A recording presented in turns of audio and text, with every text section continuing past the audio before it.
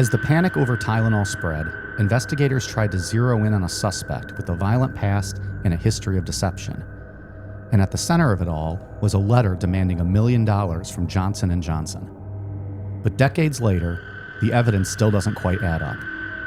Suspects emerged, theories clashed, and the case spiraled into one of the most frustrating unsolved mysteries in American history. Tonight, we continue the story of the Tylenol murders. I'm Mike. I'm Ian. And I'm Dave. If you thought the killing part of this story was done and there'd be no more tears this week, stick around, because as Ja Rule is happy to tell you, again on the show this week, It's murder. This is Necronomipod.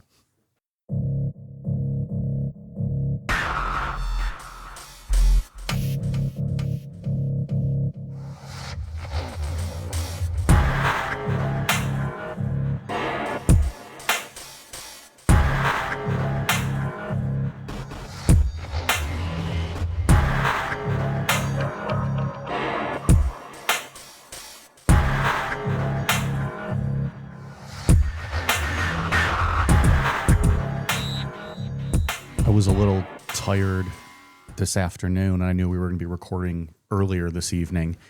And so at like 3:30 or so, I had a cup of coffee, and that is rare for me in the afternoons. And it has made me so jittery and feeling like shit. This is awful.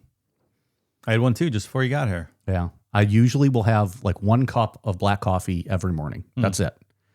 But I was just tired and like, I need to wake up a little. Oh, it did not do well for me. Perhaps maybe something safer like an 8-ball of cocaine next time is in order. I'm going to have to try that, I think. Do you get jittery from Alani's, or is it just coffee? I usually don't get jittery from coffee. I don't know if it was just the time of day. Maybe. I mean, I only have had a few of those Alanis. I don't drink them regularly, but no, I don't notice anything with them. I don't know. Those are so addicting, dude. They're pretty tasty. They're more addicting than, there's something in those. They're more addicting than cigarettes, I feel. Damn. Like if I don't have an Alani when I wake up in the morning, like I'm kind of pissed about it. Really? Yeah, a little bit. God damn.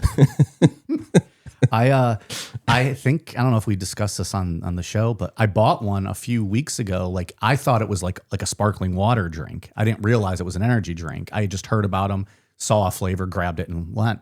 And then I took a sip and was like, this is an energy drink. But it was tasty. And then you were telling me about all the different flavors you like and have. And so I tried a few of them. And it's good. It's not something I'm going to drink regularly, though. Could it be the caffeine that's making you angry if you don't have it? It's probably that would be the case. He's like, it's not habit forming. I have them every day. Do you have a favorite flavor people should try? I like the cherry limeade ones. The cherry lime. I think I've only had the cherry slush. There's good. Like it was good. They have seasonal ones that sell out and shit. So I'll like stock up. I was out somewhere and people saw me with an Alani, and like 3 people got excited about like the witch's brew. Oh yeah. It's like a caramel apple one or something. Yeah. So, okay. Well, be careful if you ever try one, Dave. Don't go down his path. I don't ever be craving partake in those. Nope. Don't like them. So anyways, I just got the shakes over here. Don't mind me. Let us know when we should intervene with something. If I had a pack of Camel Blues, it'd calm me right down. Unfortunately, don't have any. We send Declan out for some smokes. We could send him off for anything we want. You want some meth? He can call one of your Juggalo brethren up. Wake you right up, pal. He can pick it up. Perfect. Ian, did you see the Pittsburgh Steelers drafted Medina's own Drew Aller last week? I didn't pay attention to the draft really. There's video of him with his Steelers hat. His family is lifelong Browns season ticket holders, and he was very reluctant to put the Steelers hat on. Jesus, pal, you're gonna get paid millions. Put that fucking hat on. You're also not going to go to a fucking garbage team. With all due respect. He's like, you can't get mad. I said with all due respect. But what's that like for his dad, who's a Browns season ticket holder for years? The next time Pittsburgh comes to town, who do you root for? He's got to get one of those like split jerseys or something. Right. That's tough. It's a tough spot to put your son in. Just wear your son's college gear or high school gear. Like his high school jersey or something. Like, that's you know, not that's bad. got his name on it. Maybe he won't be a starter and it'll be easier. have to root for the Steelers if he's not starting? No. Maybe he could still root for the Browns even if he is starting. He just hopes his son plays well and has a good time. There you go. Just have fun. So much common sense out of you, pal. I love it. Must be the coffee. Have you seen that video, that picture that went viral of Rob Lowe at like the Super Bowl and he's wearing an NFL hat? I've seen that. It's just a generic NFL. I heard an interview So stupid. where he's like, they had all these hats. For some reason, he had to have a hat on. And they had all of these hats somewhere other teams. He's like, they were so flashy and ugly. I just picked the hat that looked the most normal. It's like, it just happened to be a plain NFL hat. It's like the definition of like go sports. Like he's just there. He hopes both teams do well and Ball are happy. fan. Yeah. That picture always cracks me up. Yeah, he could just root for the Browns every other time. That's kind of like, I don't hate the Browns. Like half my family is in Cleveland, so like I don't dislike the Browns or anything. Like I'll root for the Browns or whatever, or watch them. Yeah, it's just funny. I know some people that even if their kid went to Pittsburgh, they would not root for their kid's team. Yeah. That's crazy. It just wouldn't happen. That's all that's on my mind. Is there a chance he'll play? I don't know the Pittsburgh's quarterback situation. It'd be sweet if Aaron Rodgers would make up his mind. I don't think he'll play, but who knows? Yeah, Aaron Rodgers still up in the air, right? Yeah. And Probably all depends on that. Who's the backup? Mason Rudolph right now. And then this kid. Yeah. So he could come into a spot and be competing for a starting position if Rodgers doesn't come back. Technically, yeah. I thought they were looking at cutting Rudolph. And who's their other one? Did they have another one? Usually you go into training camp with like 3 or 4. So Yeah. I'm sure they have some depth. I've really been out of the loop other than knowing that Aaron Rodgers has still not made up his mind. Yeah, it all depends on that. Better get moving here, bud. That season's going to start pretty quick. Camps have already started, like the mini camps for June. Right. Or Yeah, I not don't- June, the spring. You got an ACL to tear, Rodgers. Get on with it, pal. What are you waiting for? What's the Medina kid name? Drew Aller. That's right. And he went to Penn State, right? Yep. That's funny. He's just ditching Ohio any chance he can. Big Pennsylvania guy over there. Yep. But I'm sure the Steelers fans love that, right? Like now he's like their state boy because he went to Penn State. Convert, sure. Well, Mike, should we get you some Tylenol to start the show? Would that help with your shaking at all, maybe? Well, if you remember anything from last week, you will know that I'm allergic, pal, so it will not help. That's right. Glad I didn't roofie you with any the other night. Yeah, just H-bomb me. I'll be all right. I'm fighting through it. I'm playing hurt. So tonight we're going to get into the suspects, and the man that the FBI and Illinois investigators focused on more than anyone else was James William Lewis. He was born Theodore Wilson on August 8th, 1946 in Memphis, Tennessee. His father left the family, and his mother abandoned Lewis and his siblings at a motel in Joplin, Missouri. I think it was a motel. I can't remember. Was it maybe an outhouse? It could have been. Oh, I don't know. Some might call a motel in Joplin, Missouri, one and the same as an outhouse. They might just do that. A farming couple ended up adopting him and renamed him James William Lewis. By 1966, he was violent. He went after his mother, Charlotte, with an axe and beat her second husband. He was committed to a state mental institution and diagnosed with schizophrenia. So pretty off the rails individual. Sounds like it.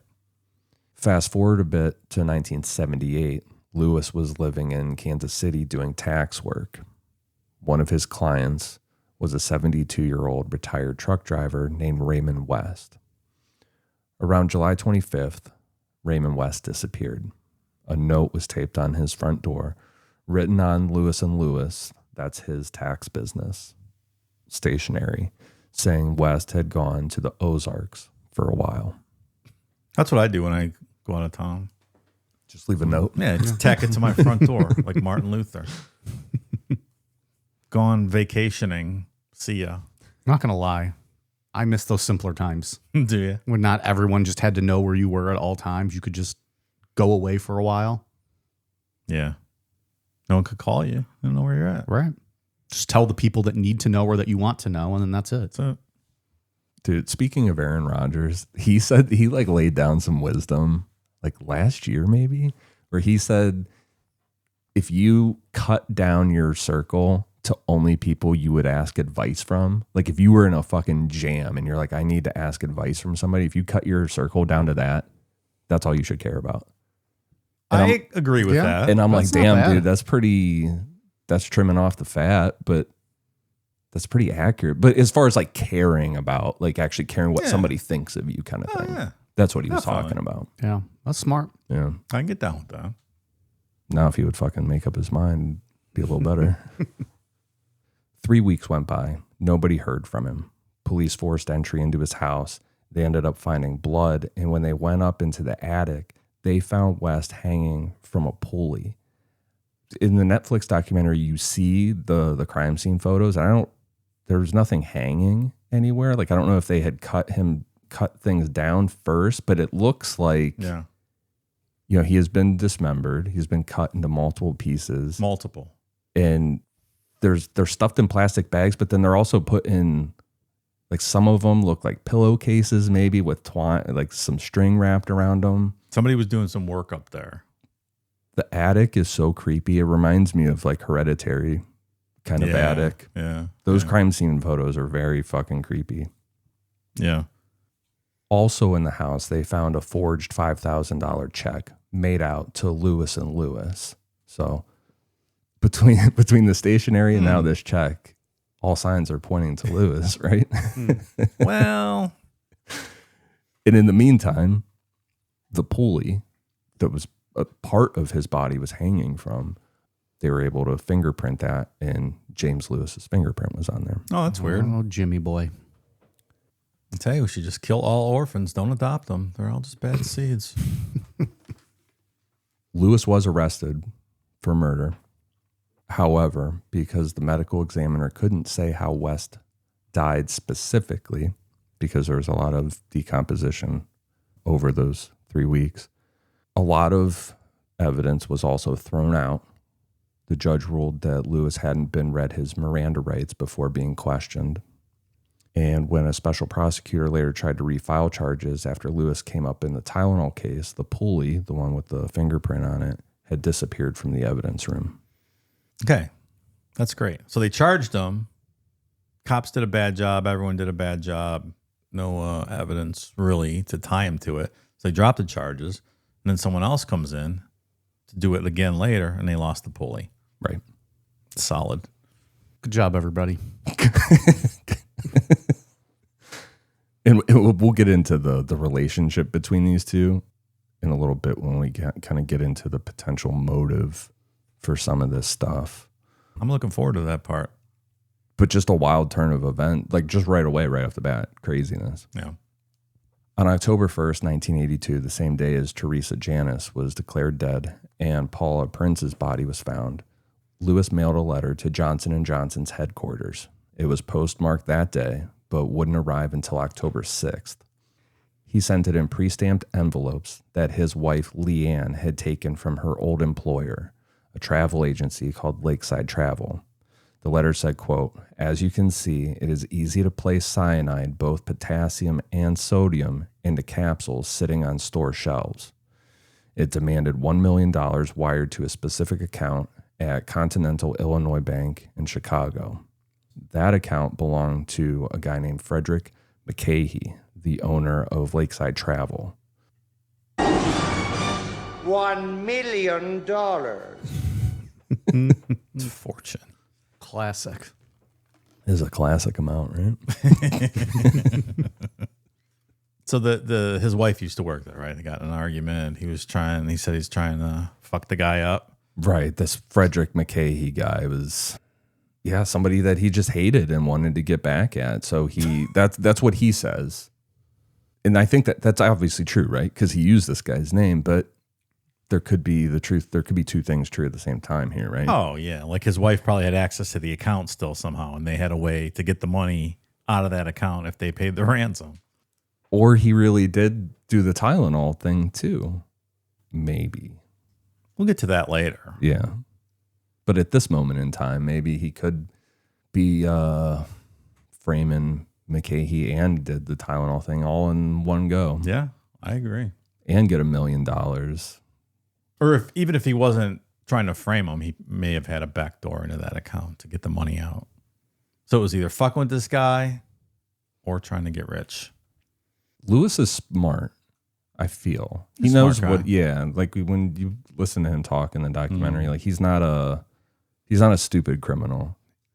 Later on in the story, Lewis told investigators that he spent 3 days writing that letter. If that's true, he started writing it before the first news reports about the Tylenol poisonings came out. When investigators pointed this out later on, which is something we'll talk about later, he took it back. How convenient. I don't know what to make of Lewis. I feel like that's going to be the theme throughout the entire episode. Yeah, for sure. Because who knows how long this, if it was this guy who did this, he could have done it 3 months beforehand, right? Yeah. I mean, Although with everything from different stores occurring at once, that doesn't really make sense. I was going to say maybe he put it in the back, and by the time they recycled, the stock up to the front and people started actually taking it, but yeah. they all seem to happen on the same day. So that's probably not what happened. Maybe he monitored how quickly Tylenol goes off shelves, and he correctly predicted that, like, if you put each bottle fifth in line at about the same time, all across the Chicagoland area, they will be purchased. He did market penetration studies for drugstores. Yeah, he went method on it. Lewis and Leanne had left Chicago on September 3rd, 1982, almost a full month before the murders, traveling by train to New York City under the names William and Karen Wagner. Leanne worked temporary bookkeeping jobs in Manhattan during the entire time the poisonings happened. And that was the FBI's biggest problem with Lewis as a suspect. They could never place him in Chicago when the killings happened. They looked for train tickets, bus tickets, plane, anything that they could find that would show that he traveled between New York and Chicago during the last week of September, and they never found it. Because he did that market study and he correctly placed them all. He knew exactly where to put them in the lineup on the shelf. Lewis was arrested on December 13th, 1982, at the Mid-Manhattan branch of the New York Public Library. A librarian recognized him from wanted posters. He was charged for attempted extortion under the Federal Hobbs Act. He was convicted in October of 1983 and then sentenced on June 14th, 1984, to 10 years in federal prison. He served his time and then got out in October 1985 and moved to Cambridge, Massachusetts with Leanne. So Leanne is, she's here for the long haul. She waited 10 years for him. Well, that's what you promised in front of God and everyone else when you say those vows, right? Yeah. It's safe to say she was taking massive amounts of dick while he was locked up. But think so? That's expected. I'm sure he was taking massive amounts of dick in prison too. So what's fair is fair, right? I suppose it is when you look at it that way, pal. You've convinced me. Yeah, Leanne is like, she's just as bad as he is, I feel. I don't know. I mean, she's aware of all the fucking shit that he's done. I think it's safe to say that he absolutely killed Raymond West. And Oh, yeah. I find it hard to believe that the wife didn't know about it. So. Yeah. That's what I mean. Like, she knows there's a major issue with him. Yeah. Like, there's no way that she doesn't. Yeah. I think we forgot to mention the name of the documentary last week. So, Cold Case, the Tylenol Murders, if anyone's wondering. I thought we did talk about it. I think we just kept saying the documentary without ever giving the name, but it's on Netflix. It's good. I You enjoyed see it. this guy and you would not want to be in the same room with him for 2 minutes. It's fucking annoying. Off the charts annoying. He's a weird dude. Oh, you can tell. He's a weird dude. Yeah. He's an orphan. Does that make you weird? I didn't say that. You did. Lewis had owned a book called The Handbook of Poisonings back when he lived in Kansas City before he ever moved to Chicago. Hey, that's on every well-read person's bookshelf. The Handbook of Poisonings. Yeah, like I saw it on the documentary, and this is like multiple documentaries where the anarchist cookbook is ever brought up, or like anything that they focus on that book, like, oh, it's the fucking devil book. I had the Poor Man James Bond. I remember having that. What's that? Same kind of thing. Or is it the same thing? It's where I got all my bomb making. It was like internet bulletin board things. You just people print it off and stuff. So it's like early days of internet. a series of survivalist and paramilitary instruction books by author Kurt Saxon. Okay. Smells like Ruby Ridge. But it had all kinds of bomb recipes and stuff in it. I think. I don't know. Yeah, I didn't read it. Allegedly. Yeah, allegedly had all this. Might be a blurry memory. Who knows? In all fairness, you were into a lot of psychedelic drugs back then. You can't be held accountable for your actions. Just a few. Once or twice. Depends what you mean by into, Mike. In and into are two different words. Like if I said, I'm deep in her asshole, it's a little different than saying I'm into deep assholes. Yes, sir, Mr. President. They're it two is. different words. He's not wrong. No, I rarely am. His fingerprints were on a page that explains how much potassium cyanide it takes to kill a person, but his fingerprints would have been on the whole fucking book. So I don't know. That's weak evidence against him. I don't know. In 1978, also in Kansas City, he went into a business with a pharmacist. This is some better evidence against him. There was an import-export operation selling pharmaceutical machines in India. The partnership didn't last, but during that time, this pharmacist taught Lewis how to make pills and capsules. That's as far as I could find with this, but goddamn, he's in the business. Yeah. Mike, the other night I had to go to my friend's house because his wife is an importer-exporter, and she wanted to only be an importer, not an exporter. So I had to go discuss it with her. Apparently, the importing business is a lot more lucrative. That's an old Seinfeld bit. Ian. Oh, I right, see him looking at it like two fucking morons talking about. Yes, I don't know what it is about Seinfeld. I've just never been able to get into it. It's got a laugh track, doesn't it? It does. Everything did back then, though, didn't it? Just was about mandatory. everything. Yeah. That just it fucking kills it for me immediately. There's that show called The IT Crowd. It's really, it is. I've heard that's it's good. very funny, but the I just can't do the laugh track. I'm like, get the fuck out of here. I don't understand why we're still doing laugh tracks. They still do it. I don't watch much. I don't network know. TV. Oh, is this not a new comedy. show? No, The IT Crowd's that No, older that's an show. old show. Yeah. I feel like it was all those CBS shows like that used them, like the Big Bang Theory, 2.5 Men, like all that stuff. I don't know if they're still what they're still doing, but that was recent enough. No. Whereas like the other channels, like Modern Family, The Office, like you didn't need any of that. I'll only accept it for like those old school TGIF shows, like Seinfeld's that era. Yeah, but like Family Matters and that kind of stuff.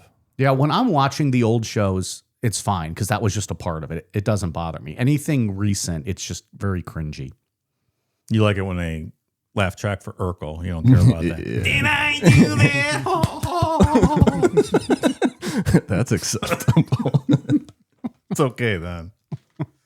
One of the cringiest things you can go out and watch is Big Bang Theory. We've with the mentioned laugh this. track pulls Yeah. off. It's so cringe. You're like, okay. You're almost embarrassed for them saying the lines. Well, and it doesn't help that, you know, the actors have to then like stand there and wait for the applause and the Right. laughing to stop. So awkward. So like any show you see like that's going to be real weird. Who's the dude with the bowl cut on that show? I don't remember. Simon Helberg. Oh, I was thinking. Oh, he plays Simon. Howard Wolowitz. He was on Norm Macdonald's podcast before Norm Macdonald died. Really? He's actually really fucking funny on there. Yeah. I don't know why when you asked that question, I thought you were talking about Family Matters. And I was like, I don't remember a lot of bowl cuts on all those black actors. Oh, no. Did you mean me? I was trying to think like who had a bowl cut on that show. Yeah. All right. I feel like you've done Urkel before. I think we did. One That sounded- we did some Urkel stuff. Bringing the Urkel bit back. After his extortion conviction, Lewis offered to help with the investigation, which was exactly what the FBI's criminal profile had predicted. We know that from all these other cases we've covered. These guys always, a lot of times, they try to get involved. He met with agents and drew detailed diagrams showing how to fill Tylenol capsules with cyanide using what he called a drill board method, a board with holes drilled into it to hold the capsules upright while you pack them. He drew flow charts showing how to carry out the poisonings without getting caught, all kind of stuff. That's smart. Good way to keep yourself out of prison. Or is he trying to get an early release, maybe? Yeah, because he was sentenced. This was when he was in for 10 years, right? Could have been trying to buy his way out. He was tired of taking all that cock that you talked about earlier, Mike. Probably what it was. Chicago Tribune investigators dug into Lewis's background and found that Lewis, up until this point, nobody had talked about it publicly. And he has been talked about, reported on in the press a lot. You know what I mean? Like, he's been a fucking suspect nationally.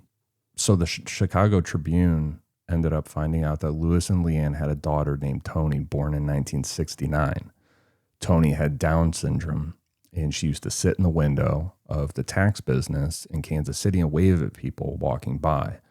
One of those people who stopped was Raymond West, the guy who was found dismembered in his own attic.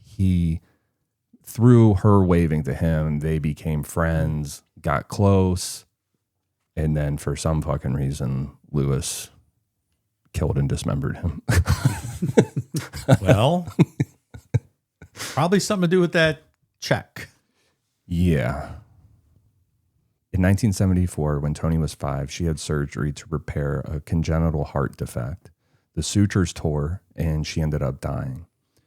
The Tribune got a medical document confirming that the sutures were made by Ethicon, a subsidiary of Johnson & Johnson. So, you know, getting into the Netflix documentary, he says that he had no grudge against them at all, but it's a pretty fucking solid grudge story, right? Yes, it is. For a guy like this? Yeah. That would just sit on this for years.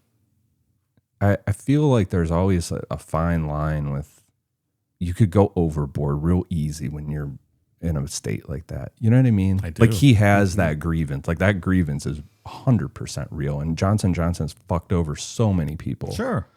As a business. I would have that mindset myself, probably. Yeah. But, man, then you start taking the wrong steps if he is the one that did this. Yeah. But I target them. I don't target innocent people who are going to need a Tylenol, my neighbors.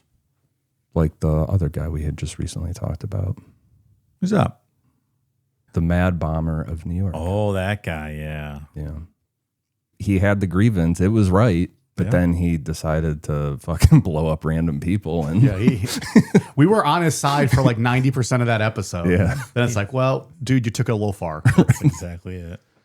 And that's kind of what, like, Lewis, you got to take out the Raymond West thing. But if you take that out, then you're like, oh, yeah, I get it. Like, it would make sense to hate Johnson & Johnson. Fast forward a little bit more, get into the 2000s. In 2004, Lewis was indicted in Middlesex County on charges of aggravated rape, kidnapping, and drugging someone with intent to overpower them.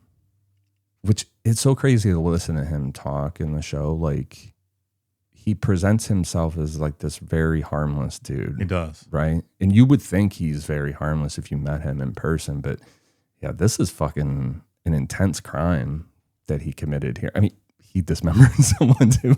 I keep forgetting about that because he does make you, or you do drop your guard. Bit of a track record. But yeah, this woman got really hurt.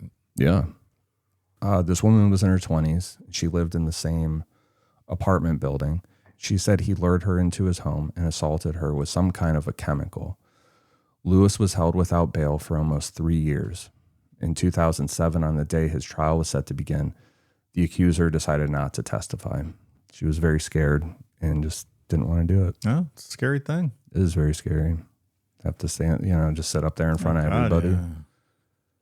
While Lewis was still being held on those charges, the FBI and Arlington Heights police put out a second task force. So this is in 2006. They brought back Special Agent Roy Lane, who had been meeting with Lewis off and on since the original investigation. Lane brought in an FBI agent who went undercover as a freelance journalist named Sherry Nichols. The cover story was that Nichols was writing a book to clear Lewis's name. Once Lewis walked out of the Massachusetts jail in 2007, the sting went into full speed. Over the next 2 years, investigators met with Lewis at least 34 times. All of these were recorded. Lewis showed them how to open a Tylenol box with a paper clip without leaving fingerprints. He walked them through how capsules could be filled with cyanide. They brought him to the Walgreens where Paula Prince had bought her bottle of Tylenol. And according to the investigators watching him, Lewis got visibly excited when walking through the store. Oh, boy. Does that mean he was chubbed up? What do they mean by that? Yeah. Well, I'm half chubbed right now. That would have been perfect for pull down your pants. Let's see it. What does it prove it? Pull on your fucking pants. Let's prove it. Dude, that is aggressive. Why The did I say fucking that? makes it so much better. Jesus. It's like, we're going, motherfucker. You don't pull them down, I'm pulling them down. One way or another, those pants are coming down, pal. Do this the easy way or the hard way. There was a definitive statement in that tone. It really was. Well, I'm half chubbed right now. Pull on your fucking pants. Let's prove it. You had some good mashups on the bonus show the other day. I did. Patreon.com/NecroNomaPod. During the same period, Lewis was writing a novel called Poison, The Doctor's Dilemma, and the undercover agents were helping him with it as part of the cover story. The plot was about people being randomly poisoned in a Midwestern town. Halfway through the 374 pages, the narrator mentions the Tylenol case directly, quote, "Some nut spiked Tylenol capsules with cyanide in 1982. Lewis said later on that reference was just to make the story feel super real. The whole book, man. This is like OJ with his If I Did It book. This fucking joker. It really feels like he's just Bragging. tempting them or something. On February 4th, 2009, FBI agents raided Lewis's home at 170 Gore Street in Cambridge. Gore Street. They took computers, handwritten documents, and all kinds of stuff. One of them was a handwritten document titled, quote, "Yes, I am a killer, but I have 10 good reasons." Reasons included stuff like vengeance, a quote, "to get rid of scum, to teach a lesson." After the raid, Lewis figured out what was happening and stopped cooperating. Oops. In January 2010, Lewis and Leanne both gave DNA samples and fingerprints voluntarily.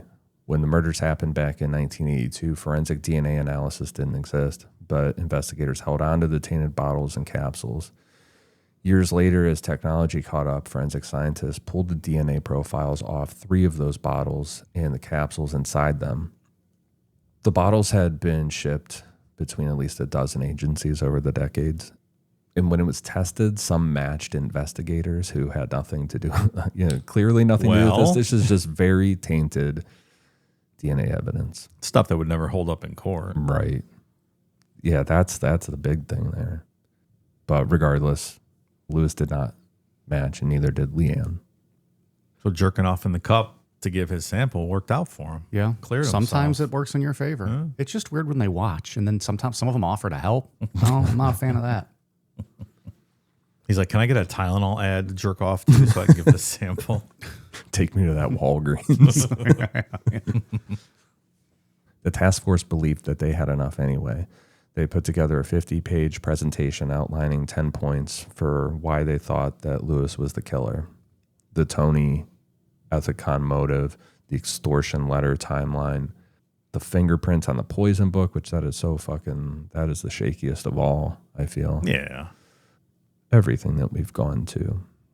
They called it a, quote, chargeable circumstantial case and brought it to the Cook County and DuPage County prosecutors in the summer of 2012, asking for a grand jury to lock in testimony before he aged out and died, or, potentially died. Whatever. Yeah. They certainly described it right. Chargeable circumstantial case. I mean, that's what it is. But at least they knew that. They kind of knew what they were going to be playing with. Yeah. They weren't lying to themselves about the veracity of this overwhelming evidence. The prosecutor said no. Without that physical evidence, like a DNA match or something, they wouldn't do it. There's no proof that Lewis was even in Chicago when this happened. Yeah. So the case stayed open, but the task force broke up. And then Arlington Heights Police Department took over in 2013. The prosecutor's the one who's got a reputation on the line, right? Like he's the one that's going to be in the limelight. That's all that it's going to fall on. So I don't blame them either for being like, I don't think so. Yeah. Like, You sure about that? How'd you get that audio from that? I was in the room, as usual. I got hidden mics all over the place, All over the world. worldwide, baby. You and Carl Monday. There's a whole camp of people that don't believe that Lewis was behind this. And the person leading all this is a woman named Michelle Rosen. She was Mary Reiner's daughter. And Michelle was 8 years old when she watched her mother collapse and die on the kitchen floor from being poisoned by the Tylenol. In the decades since, she's become one of the loudest voices arguing that investigators had the wrong theory, regarding this case, that they locked in this theory on Lewis, and instead of looking at Johnson & Johnson itself, Michelle points out that her mother didn't get Tylenol off a store shelf. Mary had just given birth to her fourth child at Central DuPage Hospital in Winfield. The Tylenol came from the hospital pharmacy. No one wandering Chicago drugstores and slipping, back into the shelves could have reached that secure hospital pharmacy. Michelle has worked for years with Scott Bartz, former Johnson & Johnson employee who self-published a 500-page book in 2012 called The Tylenol Mafia. He argues that the tampering happened inside Johnson & Johnson's own distribution and repackaging channel, and that the company had every reason to point at an anonymous store shelf killer, just some random crazy person doing this than themselves. Michelle spent over a decade trying to get the original investigation documents unsealed. I think she makes some good arguments. She really does. They did the whole recall themselves. They just spot tested some stuff. It's not like they tested a very large amount of this stuff and then they burned it. Mm-hmm. Do we know for sure, like it was proven that her mom's Tylenol came from the pharmacy? Because that's a crazy twist, I think. Her mom... her mom didn't have another bottle in the house already and maybe took from that one instead of the one from the hospital. That's just interesting, I think. According to the documentary, she had in their home when she died, she had a regular bottle of Tylenol. And then, so it's like, well, these were all extra strength. Where'd that extra strength one come from? Her daughter theorizes is that it came from the hospital because the hospital gives you the extra strength, but it comes out of a resealable packet in the hospital. They just rip it. Right. And that was that way back then. According to the thing, it's what it sounded like. But we don't know for sure that's what it is. That's what her daughter is. Right. And so she ripped them and didn't take them all and threw them in the regular Tylenol bottle. That's how they got into the regular Tylenol bottle. Okay. Somehow she had a regular Tylenol bottle with extra strength in it. So something died. happened. Right. With that. There's an anomaly here. Yeah. Okay. Interesting. May is Mental Health Awareness Month, and we're here to remind you that life is a journey. Some days are good, some days are bad, and some days can just feel totally overwhelming. Whatever you're going through, it's common to feel isolated and like you have to figure things out on your own. But the truth is, no one has all the answers, and no journey should be alone. Having someone with you to listen, to understand, and to support you can make all the difference. May is a great time for some self-care, a time to check in on ourselves and see how we're feeling and where we're at right now. If you happen to be feeling anxious, stuck, or unsure, those feelings are more common than you think, and you don't have to deal with them by yourself. If it feels like you could use some extra support, why not give BetterHelp a shot? BetterHelp has been helping people find their match for over 12 years, having served over 6 million people globally, and has a 4.9 out of 5 rating with 1.7 million client session review. If you're looking for quality, BetterHelp therapists work according to a strict code of conduct and are fully licensed. With over 30,000 therapists, BetterHelp is the world's largest online therapy platform. And to get started, all you need to do is fill out a brief questionnaire, and you'll be matched with a therapist that is tailored to fulfill your needs. You don't have to be on this journey alone. Find support and have someone with you in therapy. Sign up and get 10% off at betterhelp.com/necro. That's betterhelp.com/necro. Okay, you all know I'm getting up there in age, and dressing like a 20-year-old in hoodies starts to look ridiculous at some point. So I've been trying to actually look like an adult, occasionally, but comfort is still number one on my list of priorities. Quince has really become my go-to, and I can mix and match and throw stuff on without putting any thought into it and still look like a functioning member of society. If you're trying to get ready for spring, Quince has all the things you need. I've basically rebuilt my spring wardrobe out of their stuff at this point. Their European linen shirts and shorts start at just $34, which honestly threw me off because they don't feel like $34. They're lightweight, they breathe, and they still look like you put the effort in. The Pima cotton tees, that's a whole separate thing. Super soft, like unbelievably soft. And their pants somehow walk that line where I can wear them on the couch or out to dinner, and they work either way. And it's also reasonably priced. Everything's 50 to 80% less than what you're used to seeing for comparable brands. Seriously, you'll be shocked at the price. Quince has direct partnerships with ethical factories, essentially cutting out those middle guys that always jack up prices. So you're getting some real quality stuff here without the absurd markup. I'll tell you, I picked up this phenomenal blue striped linen shirt, and I've been wearing it constantly. I love the linen shirts. The cut is perfect, not too long like a lot of shirts I end up buying, and also super lightweight, which is important if you run hot like me and you get that cool dude European look, and then you check the price and you're like, wait, what? That's all it cost? Genuinely impressed. I'm probably going to pick up some more before the summer hits. Refresh your everyday with luxury you'll actually use. Head to quince.com/necro for free shipping on your order and 365-day returns. Now available in Canada too. That's QUINCE.com/necro for free shipping and 365-day returns. Quince.com/necro.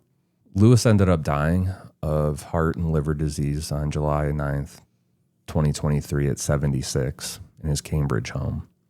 Former Assistant U.S. Attorney Jeremy Margolis said that he was saddened by Lewis's death, not because Lewis was dead, but because he didn't die in prison. There's a camp of law enforcement that are just, they know that it's him. That's At true, least in their minds, they know it's him.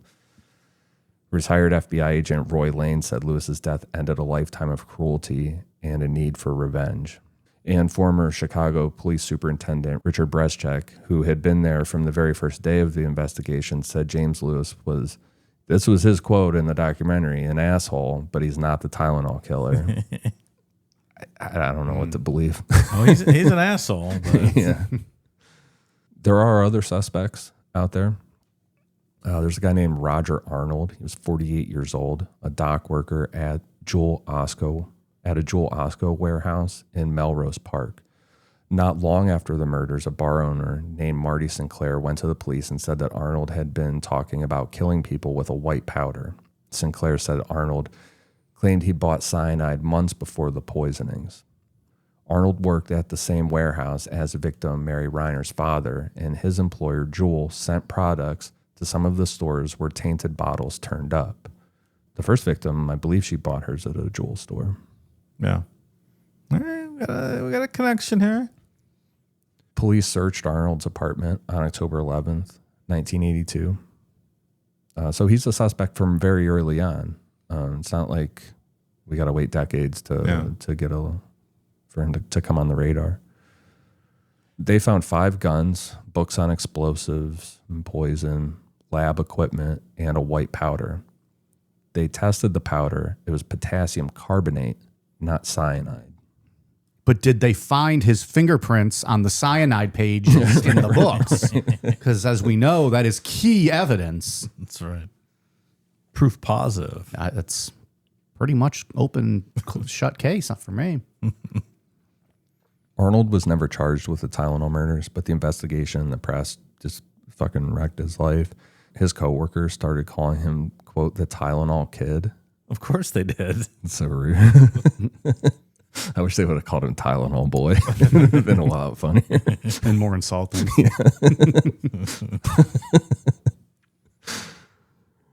Arnold, as a result of this, got obsessed with Marty Sinclair, the bar owner who had turned him in. In the summer of 1983, Arnold got a gun and went looking for Sinclair. He found a man outside a Northside tavern and shot him dead. It ended up not being Sinclair. It was a guy named John Stancha, a 46-year-old computer consultant and father of 3. What the fuck, pal? You need every good hitman knows you got to identify your subject first, right? Get the photo next to him, making sure. Sloppy. Arnold was convicted of second-degree murder and sentenced to 30 years. He ended up serving 15 of those and then died on June 16th, 2008. In 2010, his body was dug up and his femur was removed for DNA testing against the profiles from the tainted Tylenol bottles, but no match. And even if it was a match, like, there's no way you could ever say it was 100% if it was the DNA from those bottles. Yeah, definitely. The FBI also looked at Ted Kaczynski, the Unabomber. Ted was born in Chicago. His first 4 bombings targeted locations in Chicago and its suburbs. In 1982, his parents still had a home in Lombard, Illinois, right in the middle of the area where contaminated bottles turned up. In May 2011, the FBI asked for a DNA sample from Ted at ADX Florence, that's the Supermax prison in Colorado. Ted filed a 10-page handwritten response arguing that he never ever dealt with potassium cyanide. That just wasn't something he did.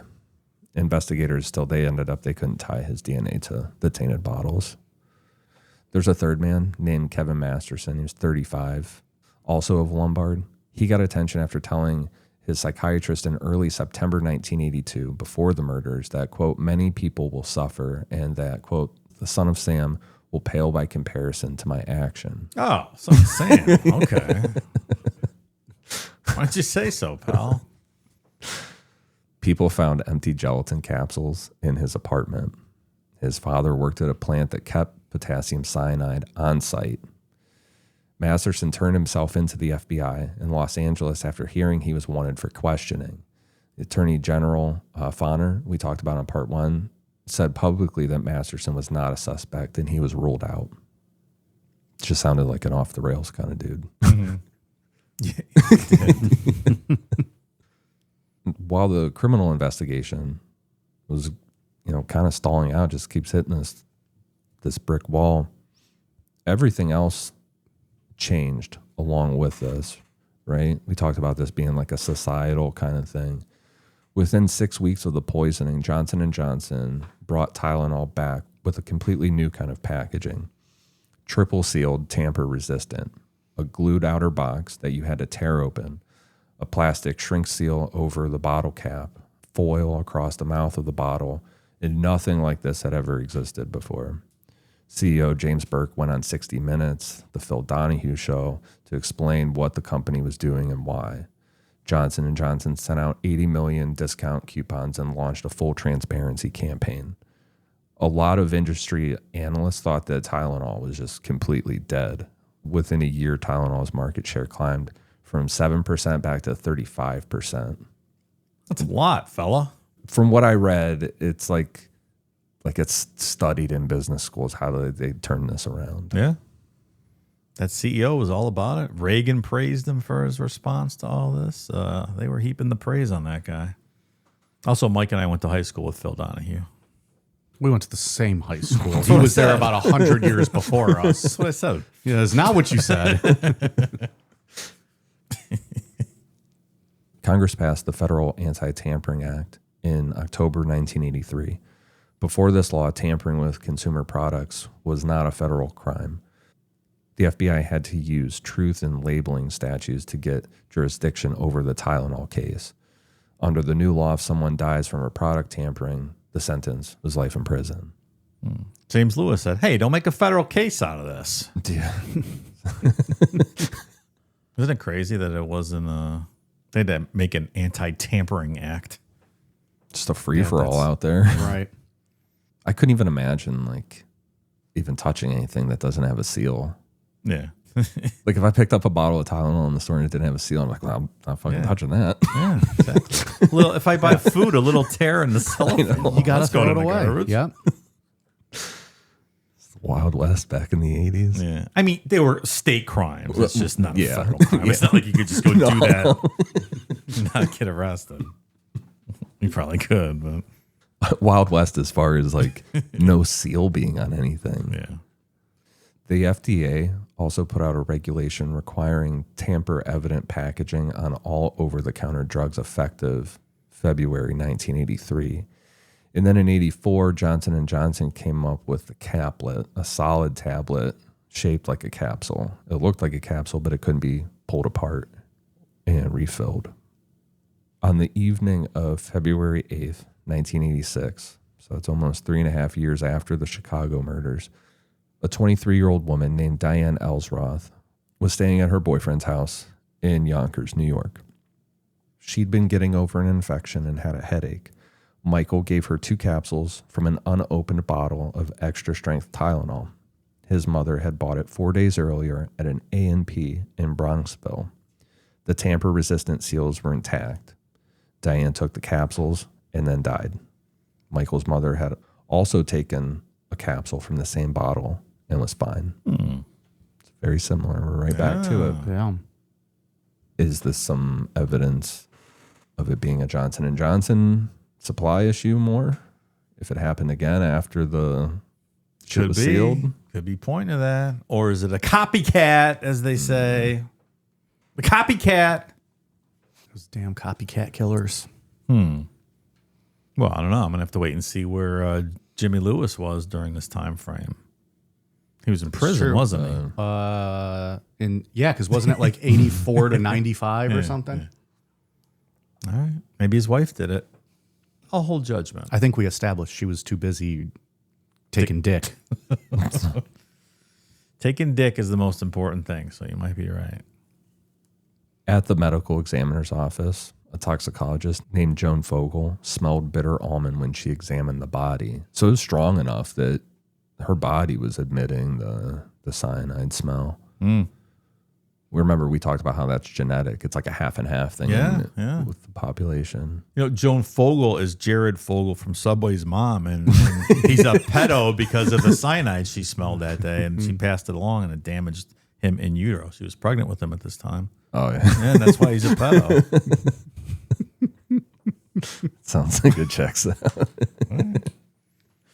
Pregnant with him at this time. I'm pretty sure he's like 15 years older than me, and I was a month old at this time. Oh, yeah. Dates don't probably line up then. They sure don't. Never mind. Did I ever tell you this story? I think he went to Indiana University, and I think it was there. But anyways, when I was on that campus once, and like that was like a claim to fame for people to point out his apartment where he lived, and it was like right really? above a subway or Jeez. something. Yeah. What a weird dude. Super fucking weird. Man. There was also a second tainted bottle of Tylenol that turned up days later at a Woolworth near the same A&P with the cyanide in both bottles matched. So since the cyanide in both bottles matched, these are the new pills. These are the solid ones. So this has to be a supply issue. This one has to be. Unless somebody made I guess you could make a cyanide-filled regular one. Someone's going to figure that out. Yeah. Someone always figures out how to do something That's true. stupid. That's true. You know what I mean? Yeah, I don't think it makes it definitive, but it makes it. Yeah. It's a kind of clue, I guess. Because that's like 3D printers, right? What did it take, like a fucking year or so, and someone started making guns with it and shit? Yeah, right. Gotta ruin everything. Right. The Tylenol case also set off about 200 copycat tampering incidents within the first 2 months. Strychnine was added to Tylenol in California. There were some foreign objects shoved into consumer products. A lot of it were hoax stuff, but one of the copycat cases turned into a murder. In 1986, Stella Nickel of Auburn, Washington, laced Excedrin capsules with potassium cyanide. She killed her husband, Bruce, on purpose. She did this. She wanted a $176,000 life insurance payout. Who doesn't? So to make it look random, she put tainted bottles back on the store shelves the same way that the Tylenol killer had. A bank manager named Sue Snow bought one of those bottles and died. Just whatever, collateral damage. What a fucking cunt. Stella, come up with a better way to do this. Don't take out all Jeez. these fucking innocent people with you. God damn. The FBI cracked this case through the cyanide itself. They found green flecks mixed in with it inside the capsules, and the green flecks turned out to be an aquarium algae killer, the same one that Stella used in her fish tanks at home. Got you, Stella. I love forensics like that. Good one, Stella.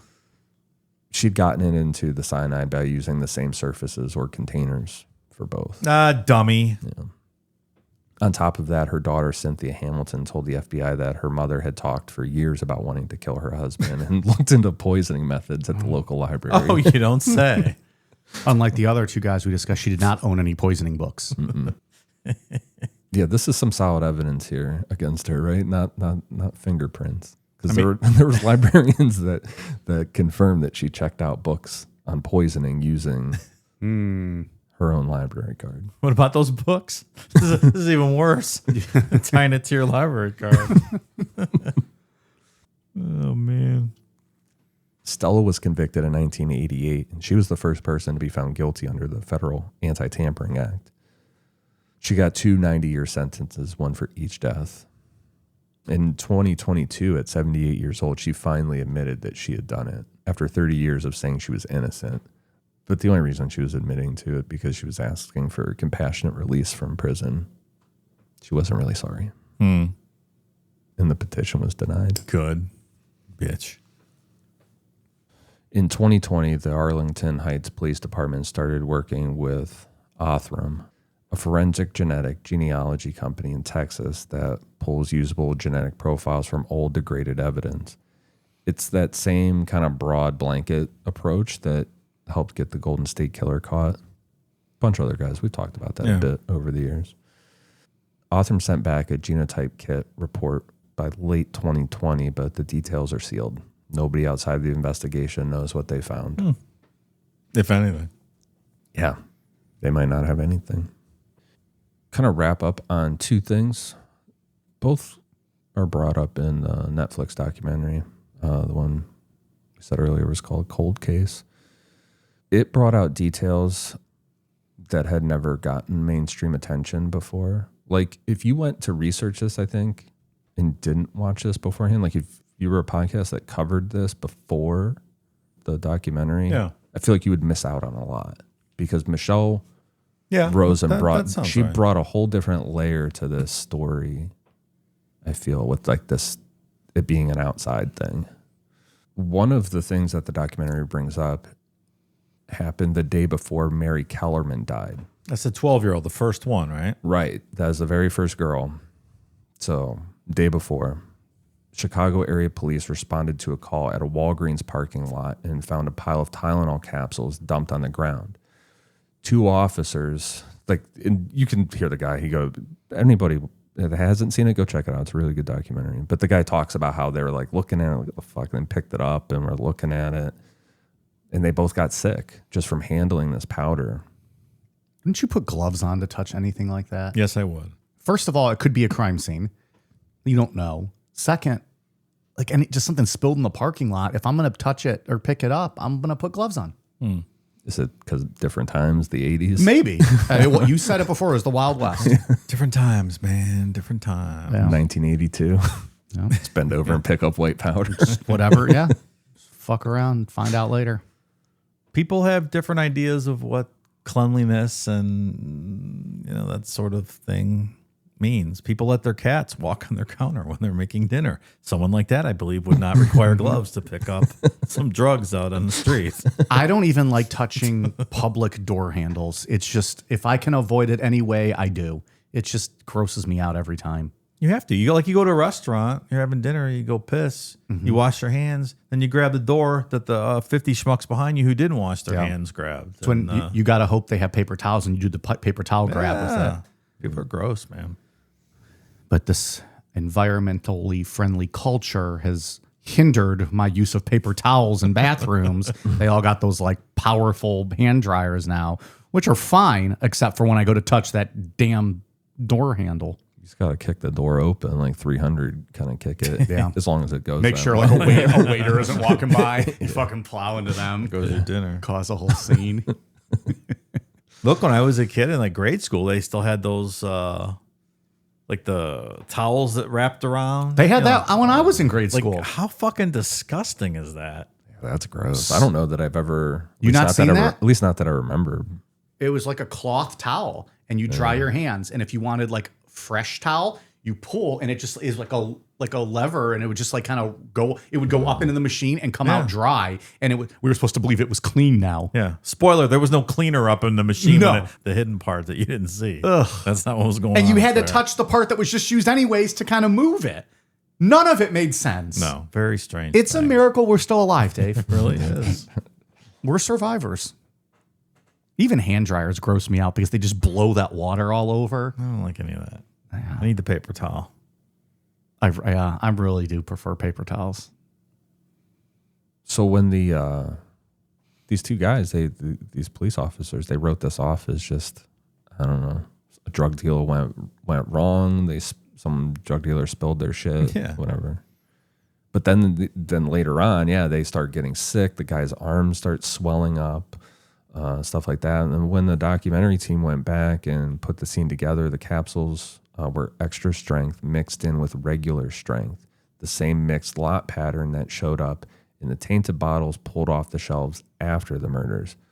By the time anyone figured out that this might have mattered, there was nothing left to test because, like you said, Dave, they just fucking tested like a handful of stuff and then burnt everything else. We'd like to get rid of this evidence, please. Look, it's just going to take up space in the storage unit. We like to go in there and bang. Really, can we just get rid of this? Come on. They're all dead. Us keeping this is not going to bring these people back. Like, could you imagine any other business, like a smaller business that doesn't have the type of resources Johnson & Johnson have? When the like FBI or somebody shows up to investigate, you're like, oh no, we burn it all. Yeah. Like, oh, okay. Yeah. We'll investigate ourselves, officers. There's no need for you to come and do this. And that's the thing they did. They investigated themselves, essentially. The next time I kill someone, I'm going to tell the police, I'm just going to investigate this case myself. We don't really need your involvement. Don't worry about it, guys. I have this. The documentary also features Gardner Harris, a former New York Times reporter who covered Johnson & Johnson for years and then later wrote a book called No More Tears, The Dark Secrets of Johnson & Johnson. Harris points to the fact that potassium cyanide was kept at the Johnson & Johnson plants, used in quality control testing in areas where the Tylenol capsules were being put together. He also points out that Johnson & Johnson ran many of the internal investigations. Like you were saying, Dave, they just investigated themselves. That sounds appropriate. I'm not sure that's the right word for an investigation. That's not what that means. No. And they swore it when it started that they were asked, was there any cyanide in the Tylenol factory? And they're like, no, there's none. And then it came out that, oh yeah, there is, but it sits 10 feet away from the line where we're making this stuff, which is crazy. I think. But Dave, it was not on the line. It was not, but so it's ridiculous to even bring up. I think there's a couple strikes against them. I don't know. Johnson & Johnson's not coming out looking great no matter what. It's just dynamite baby oil, though, man. Dynamite. Like that, huh? I think I told this story before. The only reason I don't remember, I know I brought it up last week for some kind of joke. The only reason why I know about Johnson & Johnson baby oil is my first job. I worked at a convenience store, and like there was like a little section with like the Band-Aids and medical stuff and baby supplies, and there was like a baby oil thing, and one of like the boxes fell over and all of it broke, like spilled onto the floor, and I had to fucking mop up oil. Oh my god! It took my entire 5-hour shift. Oh my god! Like I would just work like evenings after school, just mopping up oil. Do you know how fucking slick that was? And the whole store, it was a small store, smelled like baby oil. Oh, that is awful. Which I actually don't hate the smell, but that day it was the bane of my existence. Pretty sure people are still slipping on those floors, and this was 25 years ago. The Diddy bat signal go up in the air, and then Diddy comes in and he wants to freak off. It's funny you say that because back then it didn't make sense, but he was there a short time later. I thought he was just there because we were having a, buy one, get 1 gallons of milk and a good deli meat sale. You thought that's what he was after? Maybe. Yeah. No one knew. We did have a good deli, man. They had, to this day, the best rotisserie chickens I've ever had from a store. And it doesn't exist anymore, so you get like the Costco ones, which are fine and all that. But man, that store used to have the best. At the end of the night, I'm going to really debunk this. At the end of the night, the deli crew, it would usually be like 2 people in the deli. One of them was like the manager for the night. Me was like the stock on the floor, and then there was a cashier. Well, at the end of the night, any rotisserie chickens that were left, they had to debone to use for they would make chicken cacciatore and, just all kinds of different things, hot stuff that they'd put out for construction workers, people coming in during the next day, anyone on lunch. And they didn't like doing that. So they told me for every chicken I could sell, I'd get 15 minutes off my shift. So I told all my friends and their parents. So they all came in that night for dinner. I think I sold 8 rotisserie chickens. I was home by 6 o'clock. That's awesome. Yeah, it was great. We almost got fired over that, actually, because somebody ratted me. Oh, whatever. Yeah. It was as I was leaving, another stock person was stopping in to buy a drink and saw me leaving and fucking snitched. Well, in all fairness, she's never been heard from again. Anyways. Did you play her tape when you killed her? Hey there, bitch. I did not say I killed her. I don't know why you would assume that. Said she was never heard from again. I don't know what happened. Maybe she had Tylenol. One of the interviews in the Netflix documentary is with a man filmmakers describe only as a jailhouse informant, someone who was locked up with Lewis after he got convicted for that extortion letter. He says that Lewis talked about Tony, about the Ethicon sutures, and blaming Johnson & Johnson for killing his daughter. According to the informant, Lewis said Johnson & Johnson was responsible for the faulty sutures, and the poisonings were his way of getting back at them. He was going to take down Johnson & Johnson. Yeah. And if that was the motive, he really should have that's why it's studied in business schools, right? Because he didn't take them down if this was the goal. Resiliency. In his own interview, in his words, Lewis walks back the motive. He says that he was not ever angry at Johnson & Johnson, that Tony's death was a mechanical failure. It wasn't anyone's fault. He said, quote, "I'd have no revenge against anyone. What's it going to do?" And you weirdly believe him. At least I do. Do you? When you watch it, when he says that, it's I feel like there could be some truth behind that. But maybe he's just super manipulative and whatever. Murder has no statute of limitations in Illinois, so as long as it's open, somebody can be charged. FBI criminal profiler John Douglas, we'll end on him. He worked up a profile of the Tylenol killer. Said probably be a white male in his late 20s to early 30s, a loner, depressed, up at night, driven by deep anger at the world, someone who believed society had always treated him unfairly. Douglas called him an assassin type, a person who thought about killing constantly but wouldn't want to be anywhere near the death, someone who wanted to distance himself between himself and the act. Interesting. Kind of sounds like Lewis. Lewis has the fucking motive, right? I 100% think this guy did it, and then I think he was, yeah. I think he was trying to frame this person he had an argument with, or that his wife had she used to work there, or whatever, quit. They had a disagreement, and I think his wife probably had a back door into the account to get that money if they ever paid it. I think he did all of it. Do you think that he really thought that there was somebody writing a book to clear his name and that's why he was doing all of showing all that stuff? Or was it because he was getting off on being the narcissism of it? Yeah, being able to show all that shit. In the thick of it. He's making him part of the story, making himself part of the story still. Right. Maybe plus he was in prison. He trying to look for something to do. Yeah. You can only take so much dick in one day. Allegedly. Bonnie Blue begs to differ. It's just, I don't know. It would He be 100% killed that Raymond West person. He is a murderer. He is a psychopath. Yeah. You can tell by listening to him. I think he came up with this long-term plan, and I know maybe he put something in motion that was a week before. I know the police can't place him in Chicago the week it happened. I don't know. I think he did it. Why does it have to be the week he happened, Yeah. though? Like, you Just because- really could have put the bottles a couple back. I know we made a joke about it, but that very much could have happened. He could have, and if the store had the same volume, both stores, then they would have hit right around the same time. Yeah, So, or it was a mix and match. Some the first from the front, some two Yeah, or three it's back. possible. I don't know.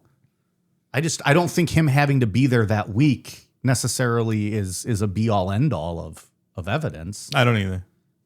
Also, when you buy that, you don't always necessarily take it right away. Sure. Right? There was probably hundreds or thousands of people who had those bottles at home and just contaminated ones as well and just threw them away when this all when broke. this came out, right? There's probably a lot of people that died from these bottles that no one ever knew. Sure. Like an elderly person Yeah, takes sure, it. Because I can't remember who it was. I think it was a pathologist. Someone in the documentary series was talking about how cyanide, like testing for cyanide, is very rare. Why to would do you? it like in Yeah. a general autopsy, like that's just not going to be something that you test for. So there could have been It was the elderly scent. people. Wasn't it the scent that kind of gave it away sometimes for them to test, like that almond scent Yeah. that we talked about? So you get a coroner that doesn't have that genetic trait, and that person just goes right past. Well, you can smell it in the bottle. Can you smell it on a corpse? Well, the one victim, you could smell it walking around. The one we just talked about. Wasn't it? We mentioned it on this episode. Somebody discovered it on a body that it smelled of almond. Yeah, she could smell it outside. Oh, yeah, that was on the body, huh? Yeah. Yeah.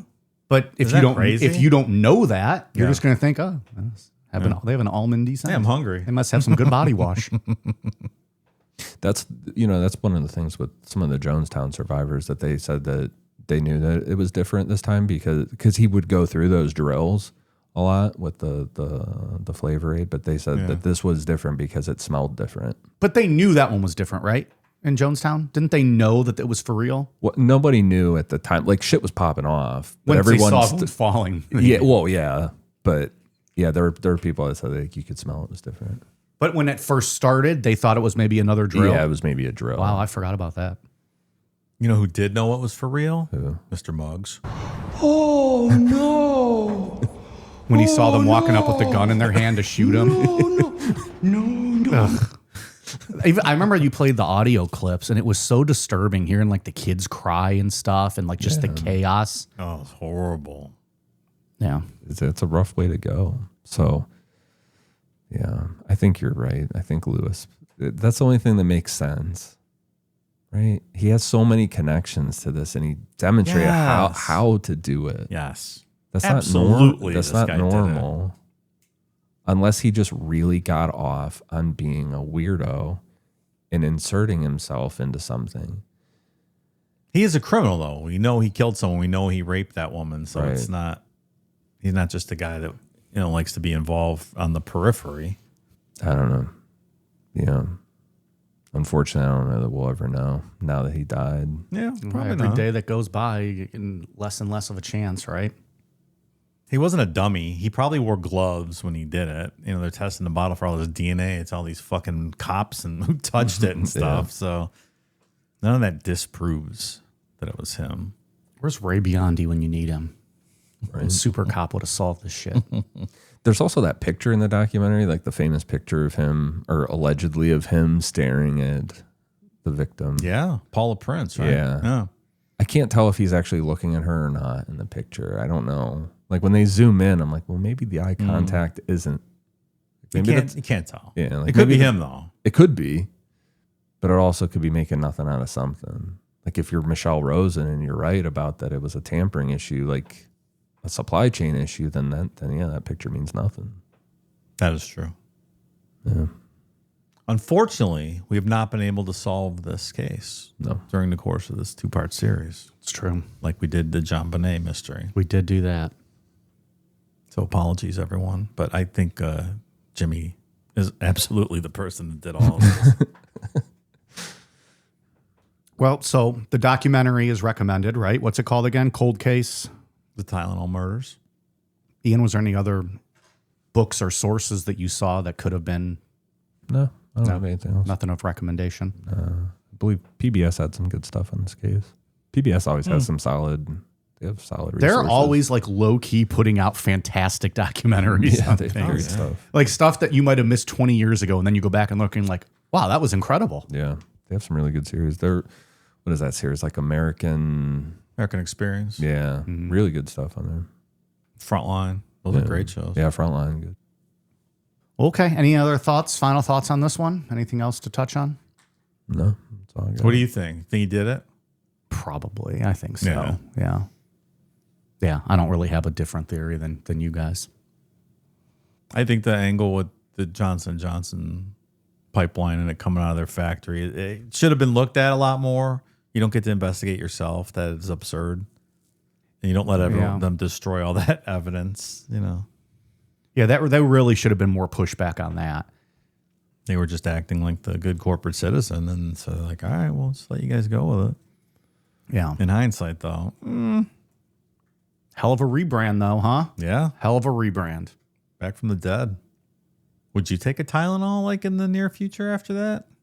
No fucking way. Not me. No, I don't think so. I would be afraid to take any over the counter shit. But nowadays we have so many options. What other options did they have? A ton of options back then? I don't know. I mean, now you can go and there's 15 different things you could take. Yeah. Well, what did we say at the end? They bounced back to 35% market share, so there at least had to be something else. Yeah. It's what, acetaminophen? Is that what I don't know what all this stuff is. Acetaminophen is the thing that I'm allergic to. Okay. Or at least I was when I was younger. I have not had it since I was a kid. I may have outgrown it, but I take a leave and it works just fine. Yeah, so I what's do the point? too. Those liquid gels are so great. Yep. They're even better. Like they just hit stronger when that foil, when you first open, it's a little bit broke. Those pills just hit harder, man. I'll tell you what, that's a high like no other. You go with the red wine and a a leaf for breakfast. If it's a broken seal, yeah. You're playing Russian roulette, but man, if it works, it works. And just to follow up, because I was just curious, Leanne, whatever happened to her? She's still alive and living in the same condo in Cambridge. Lewis's wife. Oh, yeah. It was going through my head. Should we dox her and just give out the address? No, that's all right. We won't dox her. I was just curious what she was up to, but yeah, she's still alive. All right. All the secrets are probably with her, Yeah. but Yeah. don't go fucking find her. Leave her alone. I know. I shouldn't even have said that. That was a stupid thing. I was just making a joke. I'm sure the documentary reached out to her and stuff. There's probably a credit in there somewhere that they reached out to her and she didn't respond. Leanne, if you want to tell your story, inquiries at necronompod.com. We'll reach out. Put you on the next show. Are we going to break our no guess rule for that one? Yes, we will. Okay. Casey Anthony and Leanne, what's his last name? Wells? Yeah. Those two. Those are the only two currently on the list. Jody Arias. Open too. invites. Open invites. Jody Arias, Casey, and this woman. All right. That's the list. This woman in her 70s. She's got to pay her own hotel and transportation, though. We did not provide that. Oh, and Mark David Chapman's wife, too. Oh, yeah, we did want to interview Yeah, her. she can definitely Did come we? on. Did we throw out an invite to her? I don't know. There was thought pictures of her about it. scraping snow off her car. Remember that? That's right. So I would just get her on the phone and I'd be like, hey, do you remember us? We lived in your wall in Hawaii. Dude, don't tempt me. Prank phone calls are so fucking funny. I could get on board with some prank phone calls. Hello, is this Mark's wife?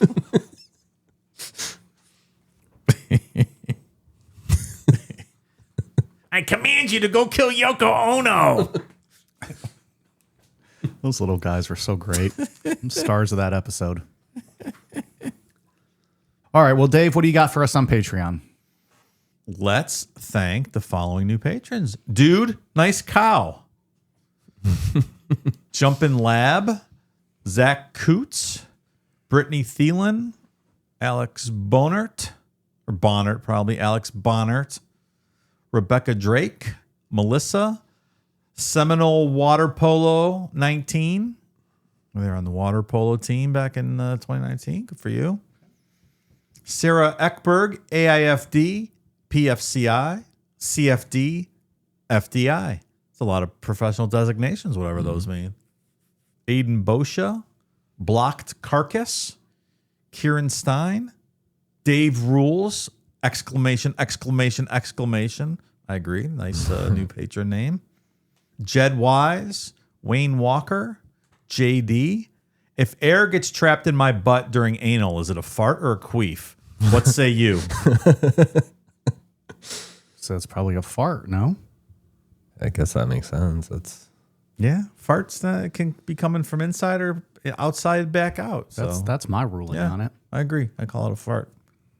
Geraldine, DJ Fractic, Charlotte Beatty, and finally, help, there's a candle in my pee hole and I need you to blow it out.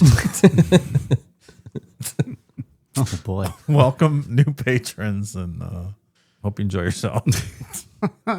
Lots of content over there. Go check it out. Years worth. Ian, what do you got? Patreon, we just did Dennis DePue, the guy that the intro of Jeepers Creepers was based on. Funny story about that when Ian sent the outline over and you texted, but your autocorrect changed DePue to Detour, so it said Dennis Detour. And I texted back, I go, that's your new nickname, Ian, when you get lost, Dennis Detour. When you said that, I immediately thought back to that time when that kid was asking us all of our names, and you told him your name was Freddy Two Fingers. That's like one of those moments that just like is in my head. Like if I'm having a bad day, I think back to that time. I'm like, oh, that was really fucking funny. That was hilarious. Freddy Two Fingers. So yeah, we just did Dennis DePue. I did the murder of Megan McDonald live stream. It was like a live research stream. I think we like finally nailed that down, and they'll be in May for the Art Bell tier. We'll do a full episode on Megan McDonald. But we recently did a research stream, and I had this idea to just blindly research with people, right? And that I really like the idea, but we need to do it in like one stream. We kind of spaced it out. And we're like, all right, we'll get the autopsy next time. By the time the next time comes, we've all like everybody's forgotten about it. So we're gonna do one big one, and then the next month will be a payoff. Whenever we do it again, let it build up. But it was a lot of fun. Neat idea. Yeah, I think it'll be smooth. It'll definitely be smoother next time we do it. But So we want to do that show in May? That's going to be the show? Yeah. The murder of Megan McDonald. We'll cover that for the Art Bell tier. And it was like kind of a build it episode. We build it together kind of thing. All that's over on Patreon. Go check it out. And we just did maybe the most requested wrestling show we've ever done. Yeah, that'll be out too. Yeah. Finally did Shawn Michaels. It was a boner fest of an episode. Good time. Yeah, that was fun. Well, I'm half chubbed right now. I'm rock solid. That's what the show was like. Back and It forth. was an hour of that.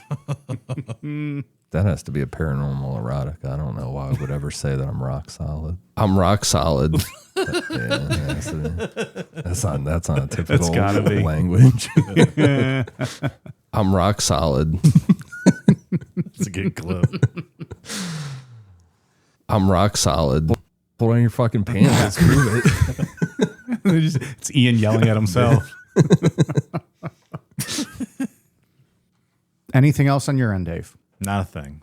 We are on Twitter, Facebook, Instagram, YouTube at Necronomipod, patreon.com/Necronomipod.